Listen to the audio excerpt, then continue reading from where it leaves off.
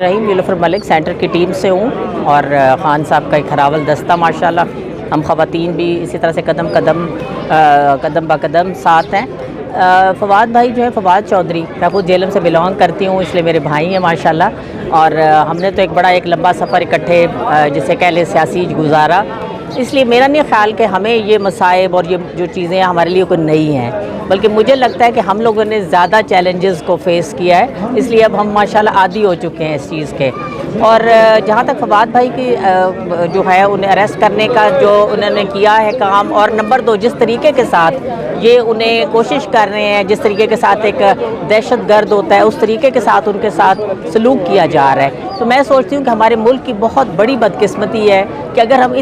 इस पाए के लीडर को और इस तरह के लोगों को इस तरह से डिग्रेड करने की कोशिश करेंगे। हालांकि मेरे ख्याल में उनकी इज़्ज़त, उनका कद पहले से बढ़ चुका है, वो हमारे कौमी हीरो बन चुके हैं, जेलम के हीरो तो वो थे ही, और माशाल्लाह जो खिदमात उनकी अपने इलाके के लिए और फिर इसी तरीके के साथ कौमी लेवल पे पीटीआई में जो उनका किरदार था, और अभी इंशाल्लाह ताला उससे बढ़ के वो आएंगे, और उससे बढ़ के हमारे लिए मैं सोचती हूँ कि वो हमारे हीरो भी बन चुके हैं। और नंबर 2 ये दुश्मन या ये जो भी अपोजिशन कर रही है वो मेरे ख्याल में इससे खुद अपने आप को डिग्रेड कर रही है। मैडम सिर्फ मुंशी के पे सब कुछ हो रहा है या फिर बेक पीछे कोई भी चल रहा है? देखिए, जहाँ तक मेरा ख्याल है कि अगर आप पूरा अपना सोशल मीडिया देखिए या बाकी भी इनकी जो भी प्रेस कॉन्फ्रेंस कह लें, अगर मैं नाम भी लूँ तो बेशुमार इनमें से इतने ऐसे लोग मौजूद हैं। अता तारड़ क्या, मरियम औरंगज़ेब तो इस तरह के लहजा रखती हैं जैसे कि मैं ये भी नहीं, मतलब ख़वातीन जो लड़ने वाली जैसे गलियों में होती हैं, इस तरह का लहजा होता है उनका। वो हमारी, हालांकि मतलब सोचा जाए तो जिस ओहदे पे बैठी हैं, लेकिन ये होता है कि वो जो लफ्ज़ बोल रहे होते हैं, जो राना सनाउल्लाह क्या बाकी का ये सब लोग जो इनके फूल झड़ रहे होते हैं, क्या वो सब ठीक था? और जहाँ एक लफ्ज़ ये बोल दिया गया, और जहाँ तक मेरा ख्याल है आज तक कभी हमने सुना नहीं कि इलेक्शन कमीशन जो है उसकी कोई मतलब उसके ऊपर जो है वो ऐसा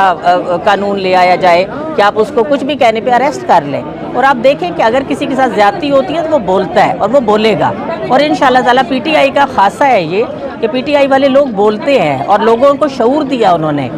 मेरे जैसे लोग, मैं माशाल्लाह तालीम और ताल्लुम और एक टीचर हूँ, एक उस्ताद हूँ, और मैं सोचती हूँ कि मैं उस ओहदे पर फायज़ हूँ कि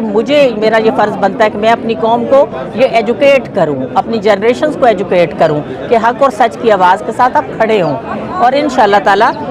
जो है वो वक्त आएगा कि हमारी कौम जो है जिस तरीके के साथ जाग चुकी है और हम अपनी मंजिल ज़रूर पाएंगे। इसलिए मेरा ख्याल है कि ये एक बहाना है बिल्कुल, और पसे पर्दा कुछ और इनके अज़ाइम है, इसलिए ये ऐसा कोई लफ्ज़ नहीं था जिसके ऊपर इतना बड़ा का मुकदमा बनाया जाता।